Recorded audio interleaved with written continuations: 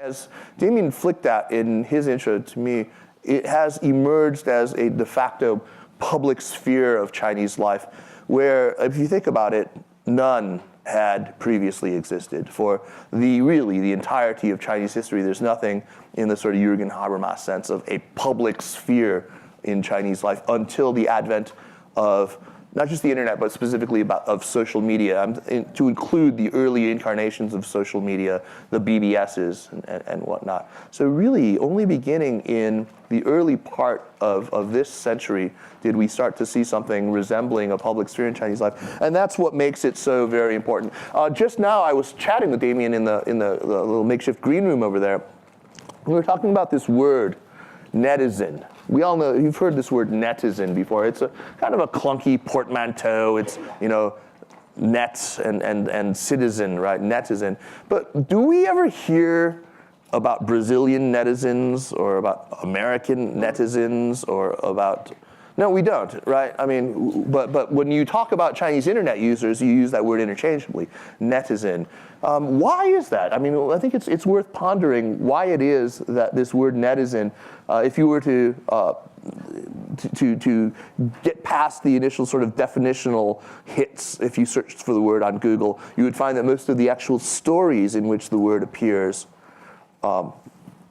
I just found myself kind of doing this. I never do that. The actual stories that appear are not ever about anything but Chinese internet users. Why is that? I have my own theories as to why that is. I think that it has a lot to do with this fact that it did emerge immediately, almost full-fledged, as a public sphere in Chinese life. The first users of the internet in China were, and this will come as a surprise to no one, the intelligentsia, the 知识分子. The word isn't a perfect definitional match to intelligentsia, but the educated elite of China were the first people to start adopting the internet. And they always have had a sort of historical sense of themselves as not just entitled to, but obliged to participate in sort of civic discourse. They were supposed to be the people who would talk about the 国家大事, about the major affairs of state. They were always the people who would lead the discussion that the nation was having about its future.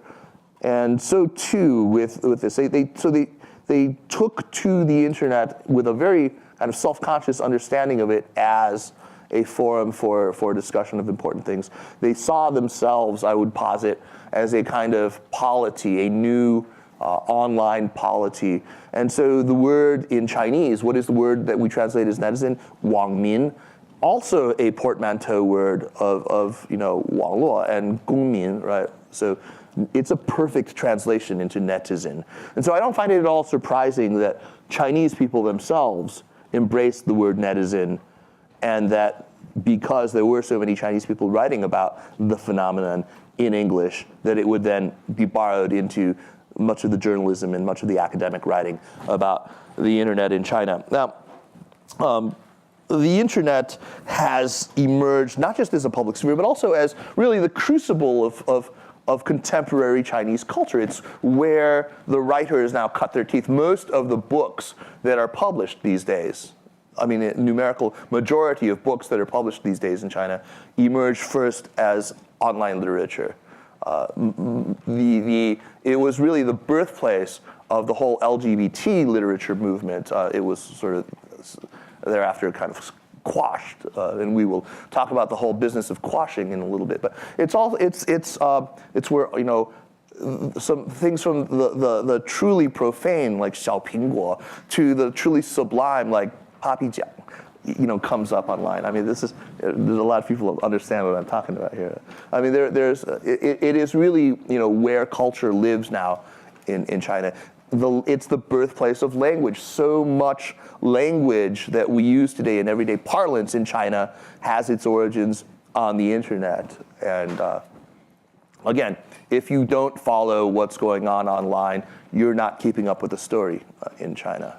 There's no question about that.